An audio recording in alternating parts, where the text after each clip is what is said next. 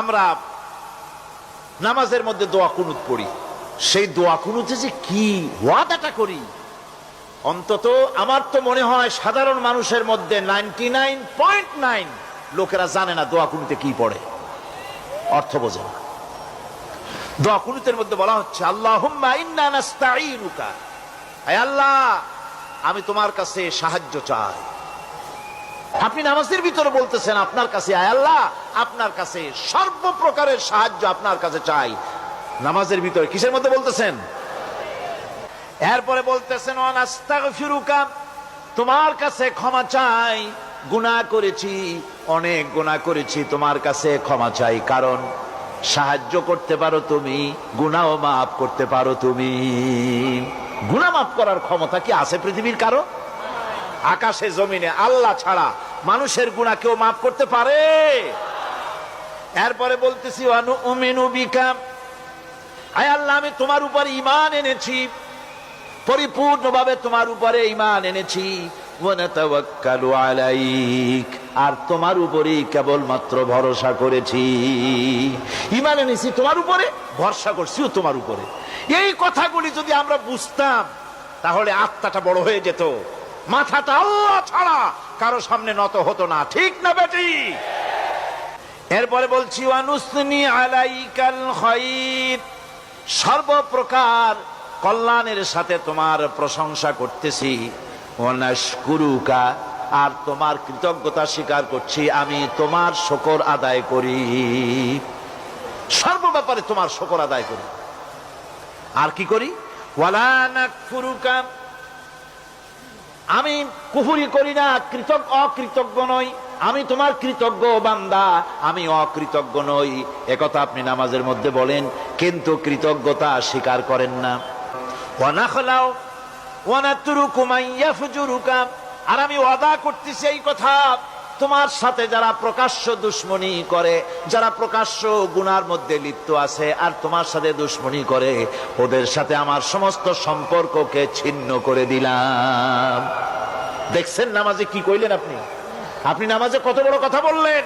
ওয়ানাতরুকু মান ইয়াফজুরুকা, আয় আল্লাহ আমি ওয়াদা করছি তোমার সাথে যারা দুশমনি করে, যারা প্রকাশ্য গুনাহ করে, তাদেরকে আমি পরিত্যাগ করছি, তাদের সাথে আমার কোনো সম্পর্ক নাই। এই কথা বলার পরে আপনার সম্পর্ক কার সাথে একটু চিন্তা করেন তো। আপনার বন্ধু কারা? ইলেকশন আসলে ভোট দেন কাদেরকে? কাদের চা খাওয়ান, কাদের চান্দা দেন?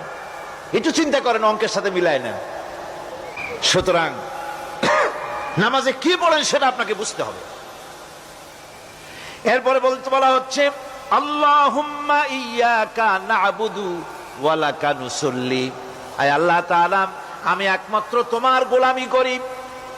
নামাজে বলতেছেন একমাত্র তোমার গোলামি করি, আর নামাজ থেকে বেরিয়ে আসার পর ওজনে দিলেন কম, খাদ্যে দিলেন ভেজাল, মানুষের জমিনের আইল ঠেললেন, বোনেরে ঠকালেন, মেয়েকে ঠকালেন, মিথ্যে কথা বললেন, আর নামাজে বলে আসছেন আল্লাহ তোমার ইবাদত করি। এই বুঝি তোমার ইবাদতের নমুনা? এই বুঝি তোমার ইবাদতের নমুনা? মুনাফিক নামাজ বোঝে নাই, পাপ তারে ফিরে, নামাজ তাকে পাপ থেকে বাঁচাতে পারে না। হায় আল্লাহ একমাত্র তোমার গোলামি করি, ওয়ালা কানু সল্লি, আর একমাত্র তোমার উদ্দেশ্যেই নামাজ পড়ি, মানুষকে দেখাবার জন্য পড়ি না। নামাজটা পড়ি কার জন্য? কার জন্যে? এরপরে বলছি ওয়ানাসজুদু ওয়া ইলাইকা নাসআ, আয় আল্লাহ আমি একমাত্র তোমাকেই সেজদা করি, আমার সমস্ত চেষ্টা সাধনা তোমার জন্য নিবেদিত।